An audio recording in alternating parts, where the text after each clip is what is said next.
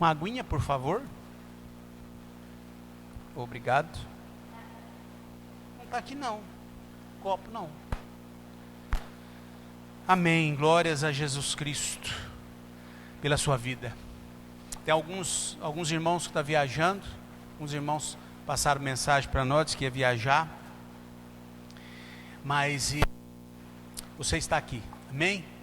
Deus marcou um encontro com você e você não deixou ele na mão.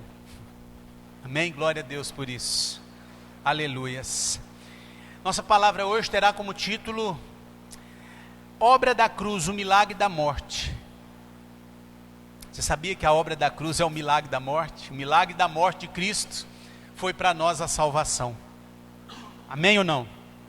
Glória a Deus por isso. Amados, vamos fazer uma oração antes, né? Costumamos fazer uma oração antes de começar essa palavra. Meu Deus e Pai, em nome de Jesus, eu quero consagrar essa igreja ao Senhor. Eu quero declarar, Senhor, essa igreja nas Tuas mãos. Abençoar, ó Deus, aquele que me assiste em casa agora. Ó Deus, eu declaro vida em abundância a todos nós. Que nós possamos nesse momento esvaziar de nós mesmos para ser cheios do Espírito Santo. Possamos sair desse momento aqui, ó Deus, cheios do Teu poder, da Tua unção e da Tua graça. Podemos deixar lá fora tudo aquilo que vem competir com a Tua palavra e roubar a nossa atenção ao Senhor. Em nome de Jesus. Amém? Glória a Deus. Queridos, a obra da cruz, a obra de Jesus na terra, na verdade ela é um ciclo. É um ciclo, começo, meio e fim. A obra da cruz, ela é um ciclo, é como se Jesus tivesse aberto um parênteses aqui, no começo do seu ministério, e fechado ele ali, na sua morte e ressurreição. E nós como servos do Senhor, servos de Cristo, como cristãos, nós vivemos dentro desse ciclo, desse grande parênteses que o Senhor abriu. Nós vivemos ali, servimos o Senhor de começo, meio e fim. Nós, ou pelo menos, precisaríamos servi-lo dessa forma. Então nós entendemos que o começo do ministério do Senhor foi para nós tempos de milagres, de bênçãos, mas o meio do ministério de Jesus foi para nós sofrimento, que é libertação, conversão, e o final, que é a morte, que é o milagre da morte, foi para nós ressurreição, foi para nós vida, salvação. Amém? Querido, quando João Batista termina o batismo de Jesus Cristo, porque você sabe que Jesus foi batizado com 30 anos de idade, e quando João Batista termina o batismo de Jesus Cristo, a Bíblia diz que Jesus é cheio do Espírito. E aí quando ele termina o batismo de Jesus, Jesus sai das águas cheio do Espírito. O que acontece depois? Qual é o segundo passo depois do batismo de Jesus? Alguém lembra? Milagres. Mas antes disso, para o começo do ministério disso, aconteceu algo logo em seguida, o batismo de Jesus. O que acontece é que o Espírito conduz Jesus a deserto. E às vezes nós olhamos e costumamos dizer assim, que o diabo levou Jesus ao deserto para tentá-lo. E essa não é a verdade. A verdade é que quem levou Jesus ao deserto foi o Espírito. O diabo aproveitou da situação, aproveitou que Jesus estava no deserto para tentá-lo. Mas o Espírito leva Jesus ao deserto para preparar o seu ministério, para preparar Jesus para o grande ministério que ia ser muito duro.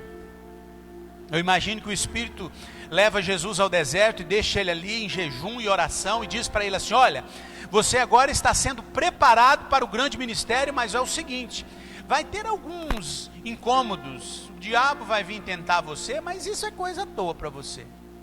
Você tira de letra, você não vai acatar aquilo que é a vontade do diabo. Mas você está aqui no deserto para ser preparado para o seu grande ministério. O grande ministério que durou 3 anos, mas foi um marco para toda a terra, para toda a humanidade. Amém? Então Jesus estava naquele tempo ali sendo preparado para o seu grande ministério. Um ministério que ia ter bênção, milagre, sofrimento, morte e ressurreição. Inclusive o milagre da morte. Amém? Então, querido, nos primeiros, não precisa de você abrir, que eu também não vou abrir esse texto, mas nos primeiros 12 versículos de João 2, fala do primeiro milagre, agora sim, o primeiro milagre de Jesus na terra, que é quando ele vai em uma festa de casamento em Caná da Galileia e transforma a água em vinho. Conhece essa passagem? Jesus transforma a água em vinho, é o primeiro milagre dele, depois que ele começa o seu ministério, que o ministério dele começou ali no deserto, sendo preparado. Quando ele sai do deserto, ele já estava preparado em Deus para o seu ministério. E aí a Bíblia fala que ele transforma a água em vinho, para que aquele povo comece então a acreditar nele. O povo olha para Jesus e diz: olha, tem alguma coisa diferente nesse homem, ele não é apenas mais um, tem alguma coisa diferente, nós temos que prestar atenção nesse homem, porque ele já começou a operar milagres. No versículo 11 desses primeiros 12 textos, diz que quando Jesus transforma a água do vinho, os discípulos então passam a crer nele. Ou seja, até então os discípulos ainda, olha, é Jesus, é o Messias, é o Filho de Deus, mas precisava de um milagre. E o milagre aconteceu, e a Bíblia diz no versículo 11 que os discípulos então passam a acreditar em Jesus. Amados, quantos de nós esperamos de Cristo um milagre para acreditar nele? Quantos de nós ficamos esperando Deus trazer grandes coisas na nossa vida para nós passarmos a acreditar nele? Quantos de nós dizemos assim: olha, Senhor, eu estou com muitas dificuldades, muitas lutas, muitos problemas, se o Senhor fizer isso para mim, eu nunca mais abandono o Senhor. Olha, eu vou começar a andar com o Senhor, eu acredito no Senhor, eu sirvo o Senhor, se o Senhor operar isso na minha vida. Verdade ou mentira? Verdade. Muitos esperam de Jesus algo grande para começar a servi-lo. Não é assim que funciona. Jesus, ele poderia nunca mais fazer nada por mim, que mesmo assim eu o serviria plenamente, porque o que ele tinha que fazer, ele já fez. Jesus já fez o maior milagre de todos, que foi nos tirar do império das trevas e trazer para a luz. Esse foi o maior milagre que o Senhor fez. Amém? Glória a Deus por isso.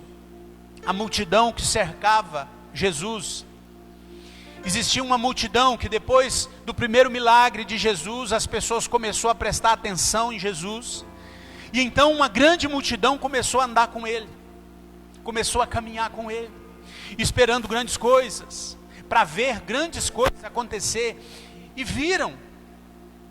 A multidão que andava com Jesus, a multidão presenciou libertação e cura. Aquela multidão que andava com Jesus, eles viram quando Jesus curou ou ressuscitou Lázaro dos mortos. A multidão viu quando Jesus ressuscitou a filha de Jairo. Aquela multidão viu quando Jesus cura a mulher do fluxo de sangue. Aquela multidão viu quando Jesus expulsou demônios e trouxe grande libertação aos endemoniados. Aquela multidão presenciou grandes coisas.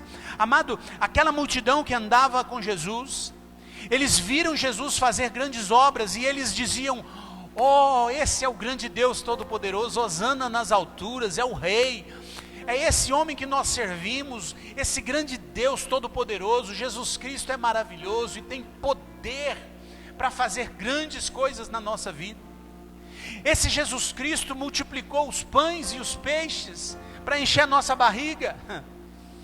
A multidão andava com o Senhor e experimentava grandes coisas, grandes milagres no começo do ministério de Jesus. grandes milagres. Amados, quantos de nós pregamos Jesus e dizemos assim: olha, esse é o Deus que eu sirvo, maravilhoso, um Deus que opera milagres, um Deus que transforma a nossa vida, que sara a nossa vida, um Deus que nos dá prosperidade, abundância de fartura na nossa vida. Muitos de nós pregamos assim, verdade ou não?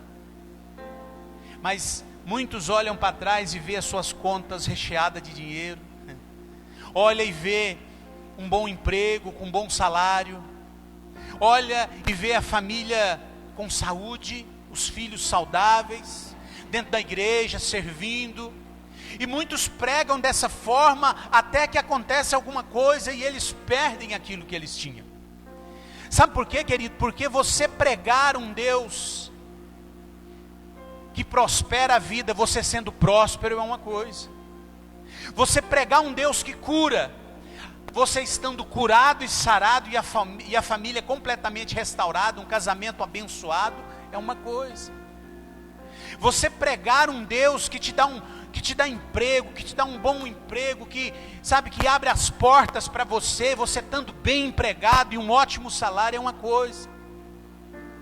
Não que você não mereça isso, não que Deus não possa fazer, Ele pode, deve fazer sim, na verdade Ele deve e pode fazer isso. Mas quando você perde tudo, quando você perde a saúde, quando você perde o trabalho, quando você perde alguma coisa que você ama na vida, ou quando perde alguém, aí fica difícil para aquela pessoa que pregava um Cristo que prospera sendo próspero. Quantas pessoas fazem isso, amado? Quando perde as coisas, quando perde a bênção, ou quando perde aquilo que tinha, aquela prosperidade, quando perde a saúde, eles perdem também com isso a coragem de falar do amor de Deus.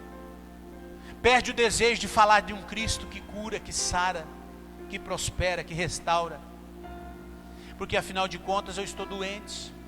Como eu vou, pastor, pregar um Deus que cura se eu estou doente? Pessoas às vezes dentro da igreja vivem uma situação de doença, uma doença que não tem cura aos olhos humanos. Às vezes uma pessoa tem aí um câncer, e ela está caminhando para o fim, e ela ora a Deus, e ela busca de Deus a cura, mas talvez a cura não venha, e por causa disso ele deixou de ser Deus. Não, e por causa disso eu não tenho mais coragem de pregar a cura, porque afinal de contas eu estou morrendo, pastor. Amado, o Senhor espera que nós preguemos cura mesmo estando enfermos. É isso que Deus espera, que nós glorifiquemos o seu nome, ainda que estamos passando por grandes lutas, problemas e dificuldades. Sabe, amado, nós precisamos aprender que os maiores milagres acontecem quando eu glorifico a Deus na angústia. Os maiores milagres acontecem quando eu dou glória ao meu Deus, vivendo na angústia, no sofrimento, na enfermidade, vivendo na escassez. Sabe quando Deus mais opera na minha vida? É quando eu estou passando por lutas, dificuldade, problema, e eu me prostro ali no chão e glorifico intensamente o nome do Senhor, sem esperar dele nada em troca. Eu glorifico o nome do Senhor sem pedir para Ele me tirar daquela situação. Às vezes o Senhor opera um maior milagre na nossa vida quando nós glorificamos o seu santo nome, o teu santo nome, sem nenhum tipo de reclamação ou murmuração por aquilo que nós estamos passando. É isso que Deus espera de nós, uma adoração sincera, genuína, sem interesse algum. Amém ou não? E é interessante porque de repente Jesus é preso, e é como se jogasse um balde de água fria naquela multidão que seguia Jesus, aquela multidão que glorificava, aquela multidão que forrava ramos pelo caminho onde Jesus passava, forrava roupas ali no chão para Jesus pisar em cima, e eles diziam: Hosana nas alturas, esse é o rei que nós servimos, esse é o Deus Todo-Poderoso. Mas de repente Jesus é preso, E é como se jogasse um balde de água fria naquele povo. Um povo que glorificava o Senhor. Querido, em menos de uma semana depois que Jesus é preso, aquele povo que glorificava e exaltava o nome do Senhor, eles estão diante do governador Pilatos gritando: crucifica-o, mate esse homem, porque foi preso. E nós perdemos a boquinha livre, perdemos as bênçãos, perdemos o milagre, perdemos a multiplicação, porque prenderam o homem. Então agora acabou as nossas bênçãos. E aquele povo está diante de Pilatos gritando: crucifica, um povo que exalta o nome do Senhor. Amado, qualquer semelhança com os dias de hoje não é mera coincidência, é realidade. Quantas pessoas servem o Senhor hoje por simples interesse de bênção, de milagre, de cura, de restauração, de prosperidade? Quantas pessoas fazem isso? Quantas pessoas dobram diante do Senhor e pedem e não recebem? E a palavra diz que pede e não recebe porque não sabe pedir, porque pede para gastar com você mesmo, ou seja, pede para as suas, para os seus bens, o seu desejo próprio. Muitas pessoas fazem isso. As igrejas estão cheias de cristãos que pede e não recebe. E por quê? Por que isso? Por que não o Senhor não atenta às nossas orações? Às vezes nós pedimos e olhamos e dizemos: Senhor, eu não escuto a tua voz, o Senhor não fala mais comigo. Por quê? Amado, para onde está esse sentimento de adorador, o sentimento de servo fiel? Um sentimento no nosso coração que ardia por Jesus. Aonde está esse sentimento quando de repente nós abandonamos o Senhor? Quando de repente nós dizemos: olha, eu não vou seguir mais o Senhor, afinal de contas, eu estou pedindo há quanto tempo e eu não vejo esse milagre chegar? Quantas pessoas desistem de servir o Senhor porque o milagre está demorando demais? Ou às vezes o Senhor disse não àquela pessoa: isso que você pede não será possível, eu não te darei. E nós então, de uma maneira egoísta, abandonamos o Senhor.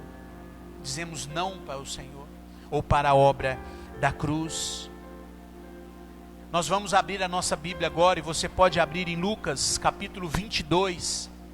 Até agora nós vimos as bênçãos, os milagres. Nós vimos no começo do ministério do Senhor, bênçãos e milagres acontecendo, e as pessoas assistindo tudo isso, e sendo participante desses milagres e dessas bênçãos. Inclusive a multidão que cercava Jesus, e os próprios discípulos eram participadores desses milagres, participantes dos milagres. Os milagres aconteciam na vida deles. Grande parte daquela população foi beneficiada com os milagres e as bênçãos do Senhor. No começo tudo foi muito bom, tudo foi festa, mas agora ficou complicado, porque afinal de contas prenderam aquele que era autor dos milagres e das bênçãos. Capítulo 22 de Lucas, nós vamos ler a partir do verso 54. Talvez nós lemos esse texto e você diz assim: pastor, mas esse texto não tem a ver com a palavra. Tem tudo a ver com a palavra de hoje. A partir do verso 54 diz assim: então prendendo quem? Jesus Cristo, levaram-no para a casa do sumo sacerdote. Pedro o seguia à distância. Versículo 55. Mas quando acenderam um fogo no meio do pátio e se sentaram ao redor dele, Pedro sentou-se com eles. Uma criada o viu sentado ali, à luz do fogo, olhou fixamente para ele e disse: esse homem estava com Jesus. Mas ele negou: mulher, eu não conheço. Pouco depois um homem o viu e disse: você também é um deles. Homem, eu não sou um deles, respondeu Pedro. Cerca de 1 hora mais tarde, outro afirmou: certamente esse homem estava com ele, porque ele é galileu. Pedro respondeu: homem, não sei do que você está falando. Falava ele ainda quando o galo cantou. Versículo 61. O Senhor voltou-se e o olhou diretamente para Pedro. Então Pedro se lembrou da palavra que o Senhor lhe tinha dito: antes que o galo cante, hoje você me negará 3 vezes. Amém? Até aqui, querido, esse texto que nós acabamos de ler, ele fala do abandono de Pedro. Na verdade, Pedro aqui, ele está representando todos aqueles que por algum motivo abandonaram Jesus, se é que existe motivo para abandonar Jesus. Então, Pedro aqui está representando aquela multidão que cercava e glorificava Jesus. Pedro aqui está representando os discípulos que caminhavam tão de perto com Jesus, e agora não sobrou um para contar a história, depois que prenderam Jesus. Pedro aqui está representando eu e você, que servimos muito bem o Senhor enquanto as coisas cooperam a nosso favor. Pedro aqui está representando todos nós, representando toda a humanidade, que por algum motivo, como eu disse, se existir motivo, abandonaram Jesus. E eu estou lembrando agora daquela, muitos de nós fazemos como aquele ladrão que estava ao lado de Jesus ali na cruz, aquele malfeitor, que olha para Jesus e diz assim: se você é filho de Deus, realmente, tira você daqui e nós também, salva você e nós. Amado, quantas vezes nós encostamos Jesus na parede e dizemos para Ele assim: se o Senhor é Jesus realmente, se o Senhor é Deus, Filho de Deus, me tira dessa situação, Senhor. Quantas vezes nós fizemos isso? Olha, eu estou passando por tantas lutas e problemas, Senhor, e nada resolve. Então, se o Senhor realmente é Deus, cura o meu filho, cura minha filha, cura a minha vida, me tira dessa situação, cura o meu pai, a minha mãe, não deixe que ele morra, se o Senhor realmente tem poder para isso. Então opere esse milagre, Senhor. Quantas vezes nós fazemos isso? E não é dessa forma que nós agimos com o Senhor. Não é dessa forma que nós fazemos. É como eu disse agora há pouco, que nós precisamos é glorificar. As coisas estão difíceis, não tem saída, você não vê saída, prostra-se diante do Senhor e o adore. É adorar enquanto falta tudo para nós. Sabe aquela pessoa que abre a geladeira, não tem nada ali para comer? Sabe aquela pessoa que olha, não tem dinheiro para comprar um pão para pôr na mesa? Sabe aquela pessoa que as pessoas olham para você e dizem assim: olha, esse homem não tem nada na mesa para comer, esse homem não tem porquê, e ele glorifica. Eu escuto aquela pessoa glorificando a Deus em meio à escassez e às dificuldades. É isso que o Senhor espera de nós, é isso que o Senhor busca. É aquele que o adora em espírito e em verdade, sem esperar nada em troca. É aquele que faz para Deus, sabendo que tudo que ele já tinha que fazer, ele já fez. É esse cristão que o Senhor busca. É esse. Às vezes nós precisamos adorá-lo em meio às crises. O versículo 55 diz que quando acenderam o fogo ali no meio do pátio, para se esquentar, quem aparece para sentar com eles? Pedro. Aqueles povos, aqueles rebeldes, eles acendem ali no meio do pátio um fogo e ficam ali escarnecendo de Jesus, falando, e de repente quem aparece para sentar com eles? Pedro. Amado, nós cristãos, servos do Senhor, precisamos tomar cuidado com quem nós assentamos. Nós não podemos nos assentar em rodas de escarnecedores. Mas muitos de nós estamos assentando sim, em meio a esse povo. Nós estamos nos escondendo em meio aos rebeldes. Nós estamos passando como rebeldes, estamos nos misturando com aqueles que negaram o Senhor. Nós temos que tomar cuidado, que às vezes muitos lugares que nós estamos entrando não é lugar para nós. Nós não deveríamos estar ali. Pedro, ele é reconhecido por uma mulher que diz assim: esse homem estava com Jesus, e ele responde: eu não estava, eu não conheço Jesus, esse Jesus que você está dizendo aí, eu nunca vi, eu sou um de vocês. É como se ele dissesse isso: não, eu não estava com ele não. Depois um homem vem e diz para ele assim: você também é um deles. Pedro responde: eu não sou um deles, você está me confundindo, eu sou um de vocês. E depois um outro diz: certamente esse homem estava com ele, porque ele é um galileu. Mas Pedro responde: homem, eu não sei do que você está falando. Amado, Cristo fez tanto para muitos de nós, e faz até hoje, nos abençoou, nos tirou do império das trevas, nos trouxe para a luz, deu bênção à sua vida, você é um milagre, e mesmo assim nós insistimos em abandonar o Senhor, e nos misturar com os escarnecedores. Quantos de nós insistimos em fazer coisas erradas?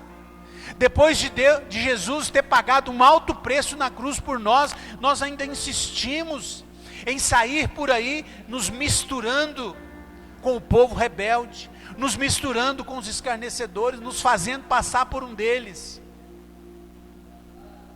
Meu Deus, nós precisamos pensar e reavaliar nossa vida cristã com o Senhor. Aonde eu estou entrando, muitas vezes não tem saída. Aonde eu entro, você chega e conversa com pessoas que às vezes hoje está mergulhada nas drogas, no vício, na prostituição, vivendo uma vida completamente na carne, destruída. E muitos, você conversa com eles, muitos desses conhecem Jesus, já teve um relacionamento com Ele, mas hoje vive uma vida completamente destruída, porque entraram em lugar que não era para eles entrarem, porque se misturaram com escarnecedores. O Senhor está nos alertando: cuidado aonde você coloca os pés, cuidado aonde você entra, ali não é lugar para você. Amado, às vezes nós não negamos Jesus com os nossos lábios e com os nossos, com o nosso falar, com a nossa boca, como Pedro negou, mas nós negamos em atitudes, em comportamento, em rebeldia. Não negamos como Pedro, mas negamos da mesma forma, com atitudes, comportamento. As pessoas olham para nós e dizem: olha, eu vejo muita coisa na vida daquela pessoa, mas eu não vejo Cristo. Aquela pessoa se diz um cristão, um servo, eu vejo de tudo na vida dele, mas eu não vejo Cristo. Ele não me representa. Amado, nós temos que ser espelho de Cristo. A Bíblia diz que nós somos o sal da terra, e se o sal não salgar, ele não serve para nada. Para que você quer um sal que não salga? Não serve para nada. O tempero que não tempera não tem serventia alguma, a não ser jogado pelo chão e pisado. Nós temos que tomar cuidado com quem nós nos misturamos. Jesus Cristo. Eu fico pensando que Jesus, ele estava naquele momento ali, no momento em que Pedro nega Jesus. Jesus estava ali no ápice do seu sofrimento. Ele tinha acabado de sair de grandes torturas, ele foi açoitado, teve o seu corpo retalhado, e ele estava ali carregando a cruz, caminhando para o milagre da morte.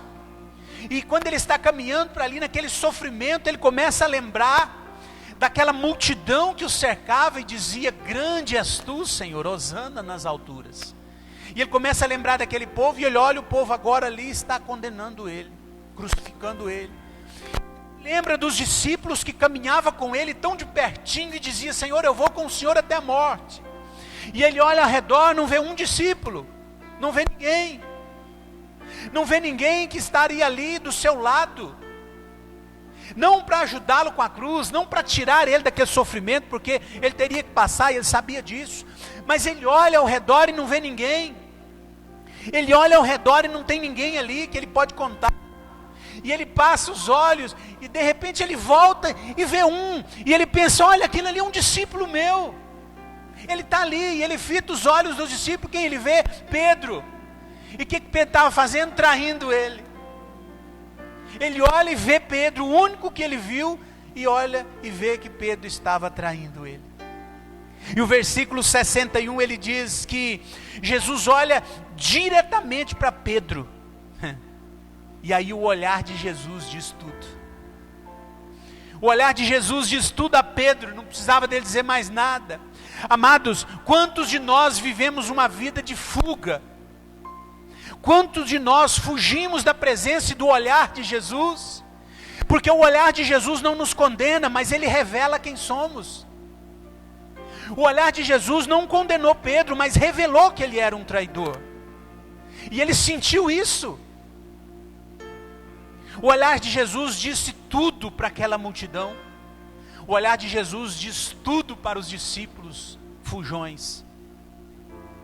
O olhar de Jesus diz tudo para nós que fugimos e que o negamos por muitas coisas. Por N motivos negamos Jesus. Negamos. Por muitos motivos negamos Jesus. Amado, eu não sei se você já pensou, mas eu já pensei nisso. Esses dias eu estava pensando, será que se colocarem uma arma na minha cabeça, vou dizer melhor, na cabeça do meu filho, e dizer assim, olha, você nega Jesus, abandona Jesus agora, recua, ou eu mato seu filho. O que você faria? O que eu faria? Isso não aconteceu com Pedro, mas imagina se isso acontecesse hoje conosco. Para você dimensurar o tamanho da sua obediência a Deus, pense assim, se isso acontecesse. Aconteceu com Abraão, quase dessa forma. Ele pegou o filho dele e levou para ser sacrificado, como holocausto. Ninguém pôs uma arma na cabeça dele, mas Deus disse, olha, leva o seu filho que eu quero que sacrifique ele para mim. O que nós faríamos? Nós precisamos pensar isso, nós temos negado Jesus por muito pouco. E quando não negamos, porque dá para conciliar, dá para ir levando, não precisa de negar Jesus. Mas se acontecer algo em que nós precisamos negar o Senhor, o que nós faremos? Precisamos pensar nisso.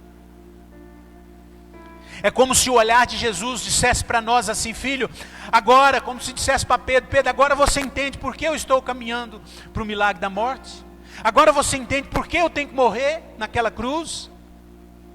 O olhar dele está dizendo isso para nós, agora vocês entendem? Porque o egoísmo, porque a rebeldia, o pecado, a traição, contaminaram vocês. Então nesse momento, ou eu morro ou morrem vocês. O olhar de Jesus está dizendo isso. Quando Jesus olha para Pedro, Pedro entende tudo. E ele olha para Pedro, então Pedro entende. Jesus, o olhar está dizendo para ele assim, está vendo, Pedro? Eu te falei para você. Não está jogando na cara de Pedro, não. Mas está dizendo para Pedro, eu falei para você o porquê que eu tinha que morrer. Vocês não suportam nem a possibilidade de serem presos também, porque estava comigo. Não, eu não estava com esse homem, eu não conheço, nunca vi.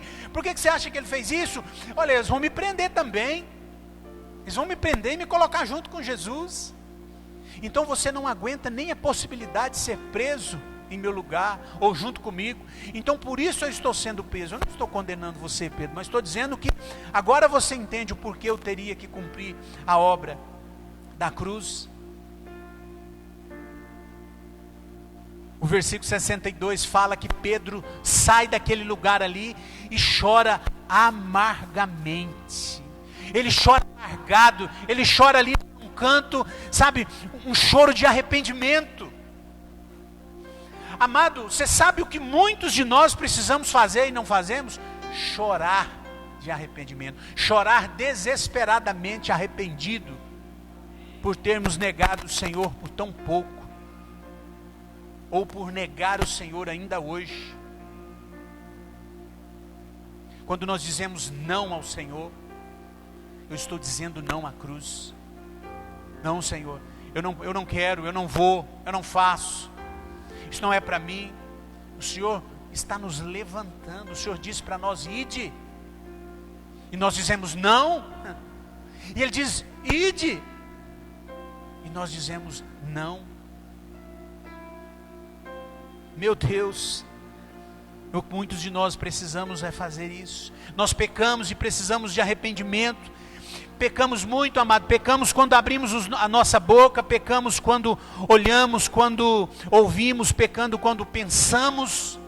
Pecamos em atitudes, em comportamento. Precisamos chorar desesperadamente, arrependidos. Precisamos entrar em um arrependimento verdadeiro e dizer, Senhor, me perdoe, Senhor, eu entendo agora a obra da cruz, e eu reconheço que o Senhor precisava realmente morrer por mim, para que eu tivesse vida. Assim que nós temos que agir, quando eu abandono, quando eu deixo de servir o Senhor, quando eu deixo de andar com Ele, na verdade eu estou valorizando as bênçãos e os milagres e desvalorizando o sofrimento e a morte e a ressurreição. Porque muitos buscam o Salvador, mas não quer o Senhor. Ou às vezes outros buscam o Senhor, mas não quer o Salvador. Busca aquele que faz milagre, mas aquele que entrou em sofrimento não. Faz como aquele povo, que o Senhor era muito bom para ele enquanto operava grandes milagres. Quando o Senhor calou a sua voz através do sofrimento, perdeu toda aquela multidão, perdeu toda a obediência, perdeu todo o amor, o carinho e a devoção daquele povo por ele. Quando aquele povo imaginou que Jesus estava fraco e estava caminhando para a morte, quando na verdade foi a época mais forte de Jesus, foi ali na cruz. Amém ou não? Nós precisamos entender que a maior prova de amor de Jesus por nós foi o sofrimento e a morte na cruz. Amado, Jesus não abriu a boca para reclamar um segundo por aquilo que Ele estava fazendo por nós. E Ele ouve todos os dias uma reclamação nossa por alguma coisa. Uma reclamação, uma murmuração, um porquê. Não abriu a boca, como cordeiro mudo foi para a morte, foi levado pelos tosqueadores e não abriu a sua boca. Foi para o milagre da morte sem reclamar, mas mostrando para nós aonde nós erramos, para nos arrependermos.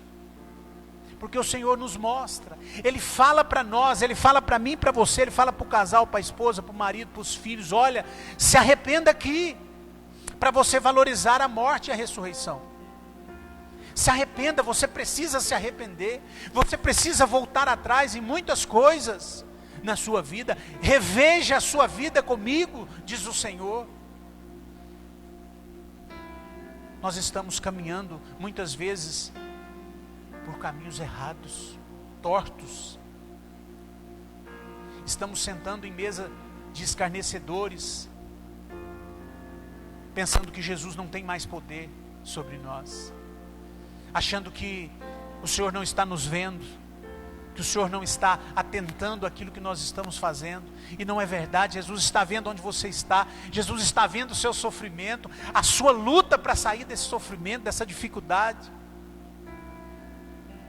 Atente-se à obra da cruz, porque é o maior milagre que o Senhor tem feito por nós. Jesus operou grandes milagres e bênção na nossa vida, na vida daquele povo, mas para mostrar para eles quem era Jesus. Mas a prova maior de amor foi na cruz, foi no sofrimento. Sabe, cada cravo nas mãos ou nos pés que foi cravados, é como se um nome nosso fosse escrito ali. Esse açoite foi pelo Léo, pai. Essa cruz foi pelo Márcio. Esse prego foi pelo Joaquim. Esse outro foi pelo Mar. Esse outro foi pelo... Cada um sofrimento, cada uma retaliação, cada uma dor passada. Sabe por quê? Porque Cristo, Ele nasceu, viveu e morreu como homem. Então Ele sofreu todas as dores que um homem sofreria, e ainda mais. Agora imagina, deixa pegar a tua mão e cravar um prego de 10 centímetros nela, e entortar a ponta do outro lado, para você sentir só uma vírgula daquilo que o Senhor sentiu. Você não conseguiria, você não resistiria, mas Cristo resistiu, porque esse foi o chamado dele: sofrer, morrer, sofrer sofrimento de homem, e morrer o milagre da morte, para que eu e você tivesse vida. Nós temos que entender isso, ou nós vamos ficar vivendo uma vida esperando bênçãos e milagres para servir o Senhor. Eu preciso de bênção e milagre. O combustível da minha vida é bênção e milagre. Se eu não tiver bênção e milagre, eu não sirvo o Senhor. pensa em milagre já foi. Nós vamos alcançar por graça e misericórdia, mas o milagre, o maior milagre já foi. Jesus já pagou, não precisa pagar mais nada, não precisa provar para nós nada. Nós servimos o Senhor hoje, porque nós sabemos, porque somos gratos, e sabemos que Ele morreu, uma morte de cruz, para nos salvar, para nos deixar vivo hoje. Então, servimos o Senhor hoje, estamos aqui servindo, fazendo a obra do Senhor, não é esperando milagre, é esperando o dia da nossa salvação, é esperando o Maranata, é esperando a nossa morte, é esperando a volta do Senhor, ou é esperando a nossa salvação em Cristo Jesus. Não é esperando milagre. Se eu estou dentro da igreja aqui esperando um milagre, eu estou errado, eu estou com os conceitos errados na minha vida, porque o maior milagre já foi feito. Vai haver milagre na sua vida sim, mas por graça e misericórdia. É isso que Ele está nos dizendo hoje. Ainda que eu não faça mais nenhum milagre, você me serve pelo prazer de servir aquele que te salvou. É isso. É dessa forma que nós temos que agir. A cruz, ela é a essência do ciclo ministerial de Jesus. E se nós perseverarmos até o fim nesse ciclo de começo, meio, nós chegaremos ao fim e herdaremos a coroa da vida. Essa é a verdade de Cristo para nós. Qualquer outra verdade é especulação, vamos dizer assim. Essa é a verdade, é o sangue de Jesus que salva, é o sangue de Jesus que cura, que nos limpa, que lava uma multidão de pecados. Nós precisamos ser lavados e remidos no sangue do Cordeiro e ponto final. Abandonar as transgressões, abandonar o pecado, voltar atrás na nossa vida de erros e pecados, chorar amargamente o choro do arrependimento, alinhar a nossa vida com Deus e esperar a salvação. É isso. Essa é a verdade do Evangelho. Sabe, eu fico muito mimimi, nós temos muita coisinha, picuinha na nossa vida, coisa que não nos leva a nada, muito pelo contrário, rouba a nossa salvação.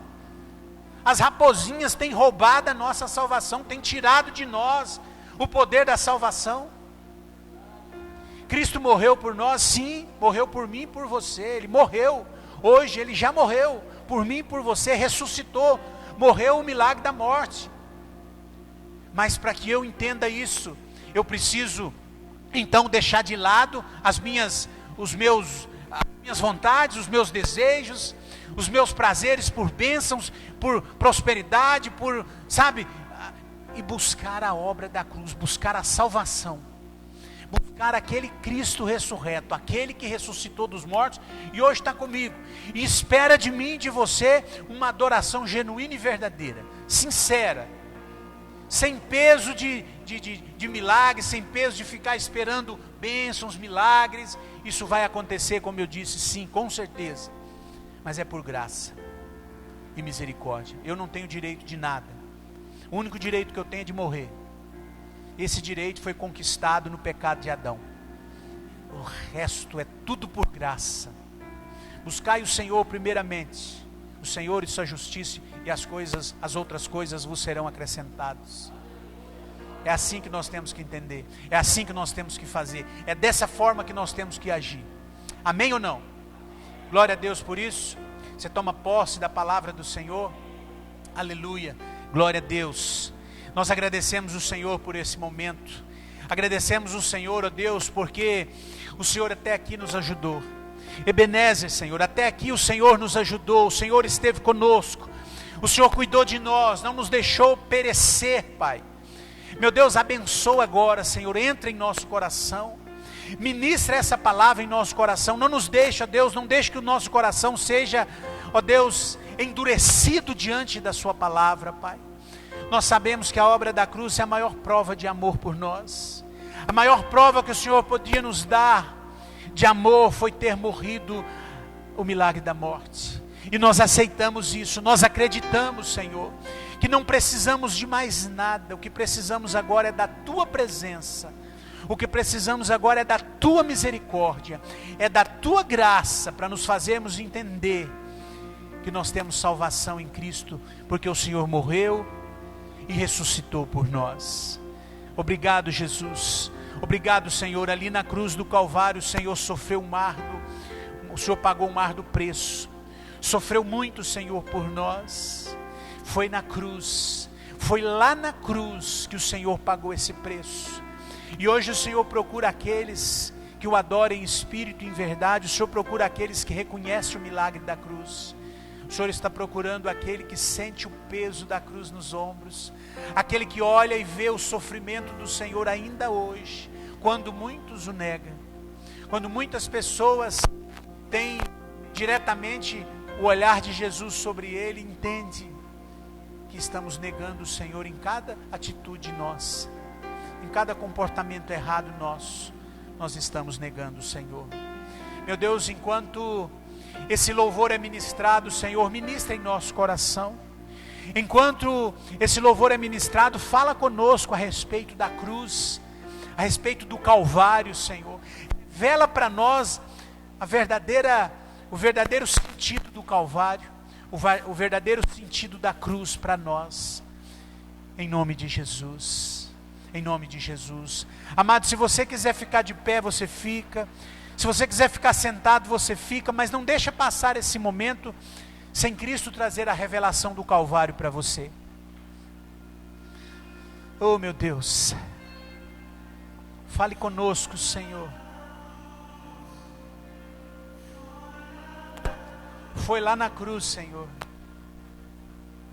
Nós entendemos isso. Foi ali que o Senhor provou o seu amor por nós.